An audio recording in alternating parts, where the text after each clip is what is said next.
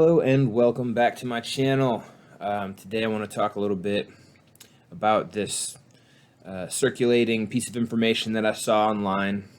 So full disclaimer, I don't know if it can be verified yet. I want to share it anyways. So if anybody can verify it and show that it was provably incorrect information, just let me know and I'll pull it. But otherwise, out of precaution, due to what's in the information, I'm going to share it anyways. There is a bit of contact information available in the piece of information itself. So anybody so inclined can reach out and find out more information if they so choose. So with all that said, I'm going to go ahead and actually see what this information says. It was circulated as an email from a Proton Mail address. And just so you know, if you don't know what Proton Mail is, you should definitely get it. It's encrypted email, and encryption is good for privacy. So Proton Mail, check that out. All right. Okay, and checking it out, here's what we're actually looking at. This supposed leak from the Liberal Party of Canada. So, like I said, verify this if you can, and let me know. But it was in October 10th, so about 4 or 5 days ago from the time that I'm recording this, and it says "Dear," and the name was removed, for safety purposes, I would assume. But here's what it says. I want to provide you some very important information. I'm a committee member within the Liberal Party of Canada. I sit within several committee groups, but the information I'm providing is originating from the Strategic Planning Committee, which is steered by the PMO, Prime Minister's Office, Canada. I need to start off by saying that I'm not happy doing this, but I have to as a Canadian and more importantly as a parent who wants a better future not only for my children, but for other children as well. The other reason I'm doing this is because roughly 30% of the committee members are not pleased with the direction this will take Canada, but our opinions have been ignored and they plan on moving forward towards their goals. They have also made it very clear that nothing will stop the planned outcomes. The roadmap and aim was set out by the PMO and is as follows. Phase in secondary lockdown restrictions on a rolling basis, starting with major metropolitan areas first and expanding outward, expected by November 2020. Rush the acquisition of or construction of isolation facilities across every province and territory, expected by December 2020. Daily new cases of COVID-19 will surge beyond capacity of testing, including increases in COVID-related deaths following the same growth curves. Expected by end of November 2020. Complete and total secondary lockdown, much stricter than the first and second rolling phase restrictions. Expected by the end of December 2020 or early January 2021. Reform and expansion of the unemployment program to be transitioned into the Universal Basic Income Program, expected by Q1 of 2021. Projected COVID mutation and or co-infection with secondary virus referred to as COVID-21, leading to a third wave with much higher mortality rate and higher rate of infection, expected by February 2021. Daily new cases of COVID-21, hospitalizations, and COVID-19 related deaths will exceed medical care facilities capacity, expected between Q1 and Q2 of 2021. Enhanced lockdown restrictions, referred to as third lockdown, will be implemented. Full travel restrictions will be imposed, including inter-province and inter-city, expected by Q2 2021. Transitioning of individuals into the Universal Basic Income Program, expected mid-Q2 2021.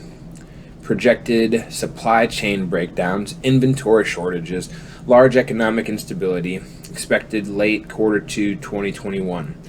Deployment of military personnel into major metropolitan areas as well as all major roadways to establish travel checkpoints.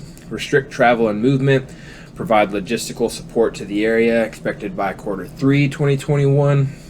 Along with that provided roadmap, the Strategic Planning Committee was asked to design an effective way of transitioning Canadians to meet an unprecedented economic endeavor, one that would change the face of Canada and forever alter the lives of Canadians.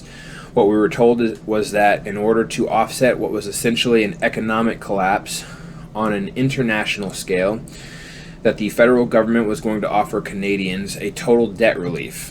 This is how it works. The federal government will offer to eliminate all personal debts, mortgages, loans, credit cards, etc., which all funding will be provided to Canada by the IMF under what will become known as the World Debt Reset Program.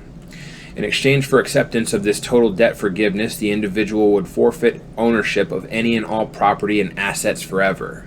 So, just basic communism because they crashed the economy. The individual would also have to agree to partake in the COVID-19 and 21 vaccination schedule, which would provide the individual with unrestricted travel and unrestricted living, even under a full lockdown, through the use of photo identification referred to as Canada's Health Pass. Committee members asked who would become the owner of the forfeited property and assets in that scenario, and what would happen to lenders or financial institutions. And they were simply told the World Debt Reset Program will handle all of the details. Several committee members also questioned what would happen to individuals if they refused to participate in the World Debt Reset Program, or the Health Pass, or the vaccination schedule. And the answer we got was very troubling. Essentially, we were told it was our duty to make sure we came up with a plan to ensure that would never happen. We were told it was the individual's best interest to participate.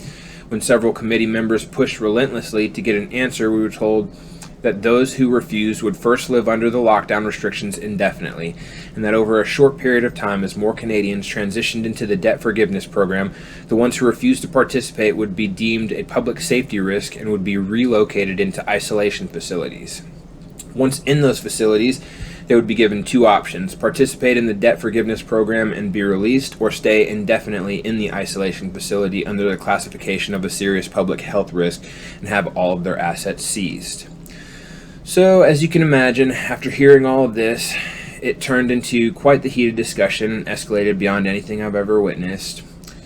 In the end, it was implied by the PMO that the whole agenda will move forward no matter who agrees with it or not, that it won't just be Canada, but in fact all nations will have similar roadmaps and agendas, that we need to take advantage of the situations before us to promote change on a grander scale for the betterment of everyone. The members who were opposed and the ones who brought up key issues that would arise from such a thing were completely ignored.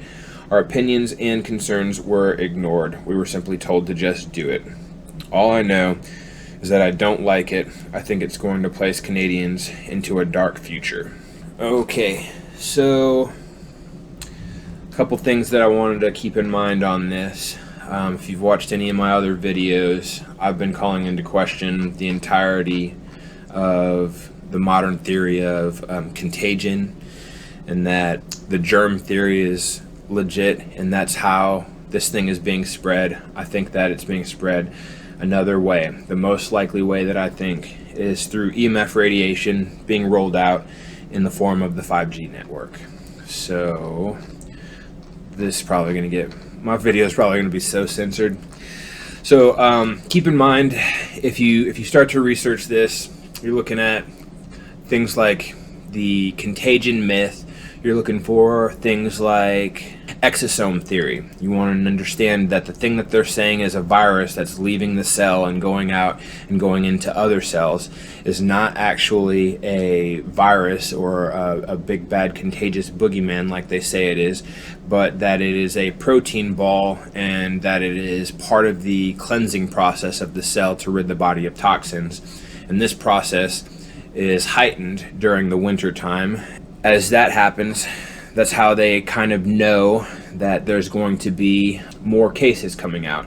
And how they could possibly know a new virus or a secondary mutated version of it was coming out was going to be a thing, it's really not possible unless they're actually participating in kind of planning that. So I don't know if that's a legit message or if somebody just made it all up and is trying to scare people. But to me, it looks exactly like how everything's been playing out.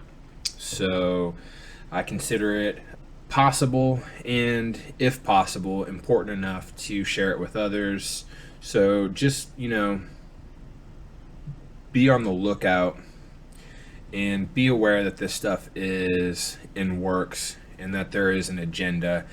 Also, that you don't have to go along with the agenda. The only way that we'll shut this down is mass non-compliance. They may be able to ramp up the EMF exposure that people are experiencing and cause more people to feel sick and then make people believe that there is a contagious virus going on. And when people are afraid and that they believe that, they're more likely to go along with it. So do your own homework, research this stuff, don't trust them, and fight it every step of the way. All right, that's it. Thanks for watching. Peace.